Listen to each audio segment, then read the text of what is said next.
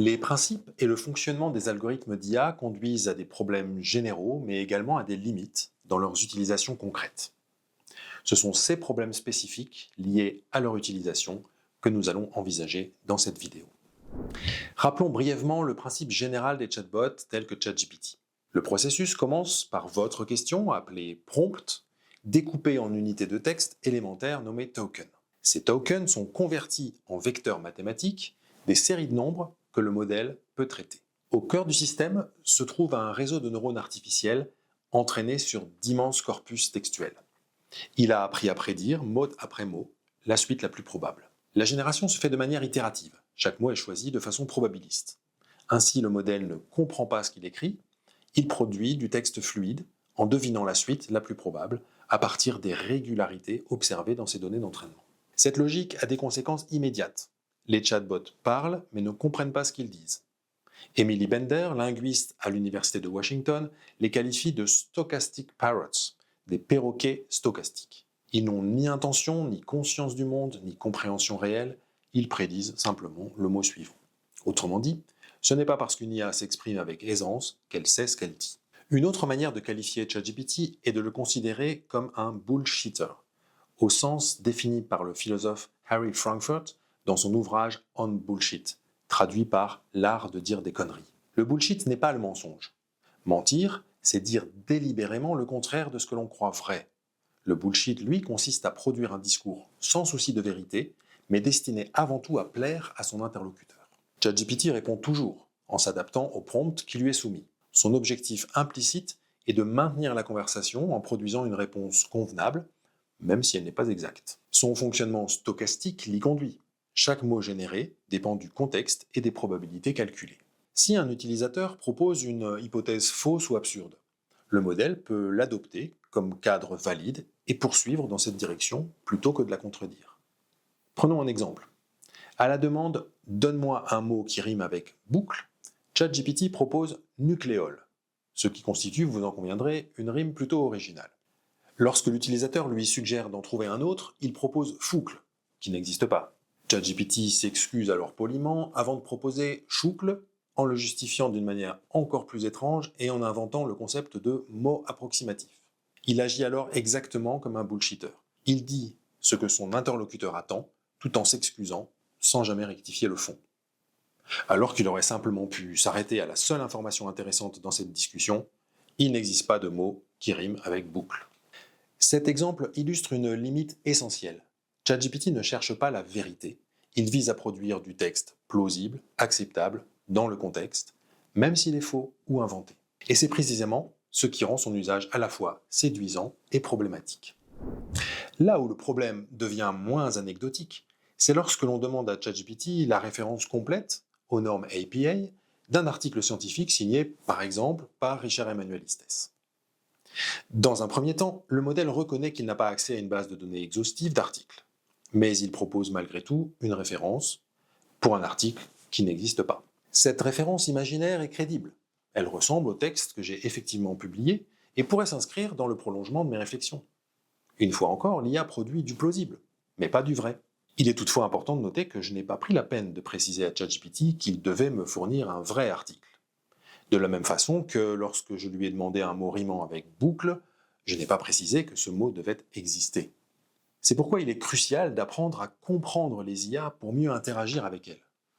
Tout l'enjeu consiste à rapprocher leurs réponses de la vérité en sachant qu'elles produisent par défaut du vraisemblable et non du vérifié.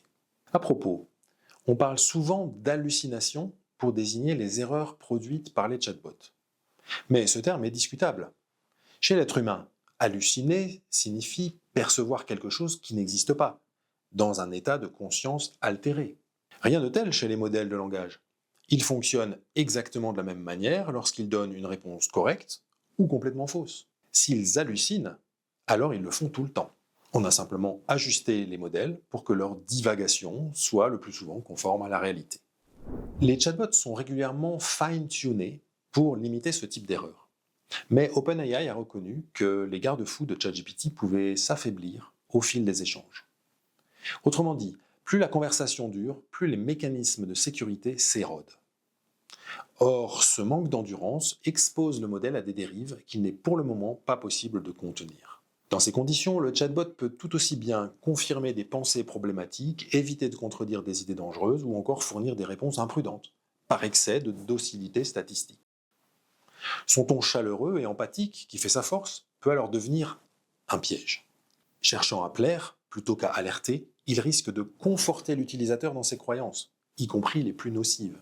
Un exemple tragique l'illustre. À l'automne 2025, en Californie, un adolescent de 16 ans qui souffrait d'une maladie incurable s'est suicidé après avoir longuement échangé avec ChatGPT. Selon la plainte déposée par ses parents, le chatbot aurait validé ses pensées suicidaires, encouragé son projet et même fourni une analyse technique du nœud qu'il a finalement utilisé. D'autres éditeurs d'IA partagent ces inquiétudes. Tous cherchent à renforcer la résistance émotionnelle des modèles et à introduire des rappels incitant les utilisateurs à faire des pauses. Mais plusieurs experts doutent de l'efficacité réelle de ces mesures, les comparant aux messages sanitaires sur les bouteilles d'alcool, dont l'impact est souvent limité. Ces événements rappellent une chose fondamentale. Un chatbot peut donner l'illusion de l'écoute et de l'empathie, mais il en est dépourvu. Il ne dispose ni de conscience ni de jugement. Ses réponses ne sont que des prédictions probabilistes, et dans certains cas, ces prédictions peuvent devenir dangereuses. Autre problème sérieux, les biais algorithmiques. Si l'IA apprend à partir de textes contenant des stéréotypes, elle risque de les reproduire, sans le vouloir. Si son fine-tuning est lui-même biaisé, elle le sera également. C'est un peu la même chose que pour un enfant. S'il apprend à parler dans un environnement où il entend des propos biaisés, il sera sans doute amené à les répéter. Et si on le corrige avec des règles erronées également. Pour illustrer la notion de biais, demandons à un traducteur automatique comme DeepL de traduire The Boss and the Secretary. Il répond en général, en première réponse, le patron et la secrétaire. Non que les ingénieurs de chez DeepL soient spécialement sexistes. Le traducteur reflète simplement le biais présent dans ces données d'entraînement, où il y a plus de patrons que de patronnes et où les secrétaires sont le plus souvent des femmes. Ce problème n'épargne pas les générateurs d'images.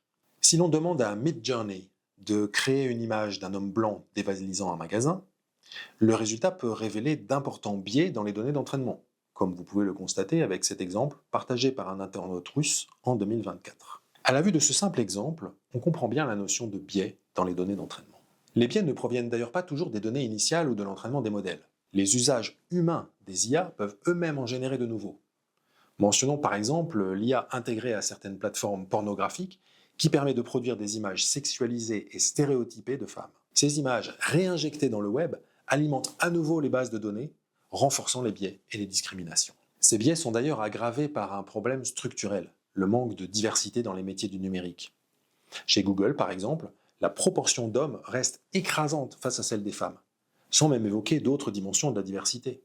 Cela influence directement la conception des systèmes. Voilà de quoi vous inciter à la prudence lorsque vous utilisez un chatbot. Et c'est sans compter sur la dimension politique de leur conception. Mais ça, ce sera pour une prochaine vidéo.